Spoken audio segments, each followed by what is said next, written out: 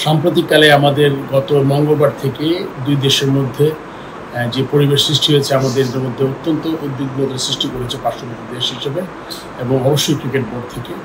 আপনি জানেন যে আমাদের দুইজন জাতীয় দলের খেলোয়াড় অলরেডি আছেন পাকিস্তানে, তারা একটা ফ্র্যাঞ্চাইজি টুর্নামেন্ট খেলছে। সেই টুর্নামেন্ট থেকে যখন আমরা প্রথম খবর পেয়েছি তখন ক্রিকেট বোর্ড ক্রিকেট অপারেশনস থেকে শাহরিয়ার নাফিস সর্বক্ষণিক যোগাযোগ করেছে। আমি আমার ব্যক্তিগত উদ্যোগে আমি পিএসএল সিওর সাথে যোগাযোগ করেছি, ফোনে কথা বলেছি, আমি পিসিবি প্রেসিডেন্টকেও মেসেজ পাঠিয়েছি।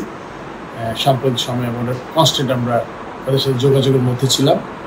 আপনি জানেন সবাইকে এক সময় এক জায়গায় জড়ো করা হয়েছে, এখানে শুধুমাত্র আমাদের দেশের খেলোয়াড়ই ছিলেন না, অনেক ওভারসিজ প্লেয়ার আছেন। ওরা একটা সম্মিলিত প্রচেষ্টা করছিলেন কীভাবে এখান থেকে এই অদ্ভুত পরিস্থিতিতে নিরাপত্তা জনিত কারণে তাদেরকে কোনো একটা ভালো সমাধান করা যায়।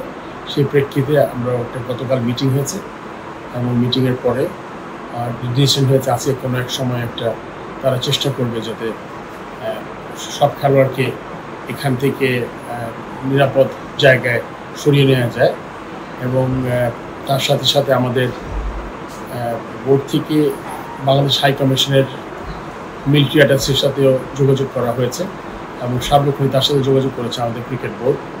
তো সব মিলিয়ে এবং তার সাথে আপনারা জানেন যে আমাদের এখানে দুজন ক্রীড়া সাংবাদিক আছেন, আমি দুজনের সাথে কথা বলেছি এবং আমি ওনাদের দুজনের নামই ক্রিকেট বোর্ড থেকে বলেছি ওই যখনই তারা একসাথে যাবেন তখন যাতে তার নাম থেকে উল্লেখ করা হয়, কেননা তারা পেশাগত দায়িত্ব পালনে গেছেন এবং এটা আমাদের মনে করি ক্রিকেট বোর্ড মনে করে আমাদের এখানে একটা দায়িত্ব আছে।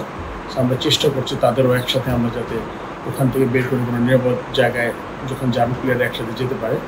তো এটা আসলে এই উদ্যোগটা আমরা কনস্ট্যান্ট গত 3 দিন বুধবার, বৃহস্পতিবার এবং আজকে শুক্রবার, এই 3 দিন আমরা সারাক্ষণই যোগাযোগ করার চেষ্টা করেছি এবং একটা বোধহয় খুব শীঘ্রই একটা সমাধানে আসবে পাকিস্তান ক্রিকেট বোর্ড এবং আজকে বিকালের মধ্যে একটা ডিসিশন হবে এবং তারা হয়তো বা তাদের অন্যত্র সরিয়ে নেওয়ার চিন্তা ভাবনা করছে এবং অবশ্যই যাদের নিরাপদভাবে যাদের নিয়ে যেতে পারে এই জন্য সব ধরনের চেষ্টা করবে তারা, এটা আমি জানতে পেরেছি।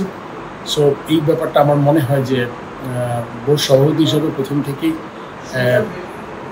টপ প্রায়োরিটি দিয়েছি আমি। এই টপ প্রায়োরিটি দেওয়ার কারণেই আমি তাদের সাথে ব্যক্তিগতভাবে বোর্ড থেকে যোগাযোগ করেছি, ব্যক্তিগত আমিও উদ্যোগ নিয়েছি এবং আমি আশা করি এটার একটা সুন্দর সমাধান হবে এবং আমি আশা করব সবাই নিরাপদে থাকতে পারে।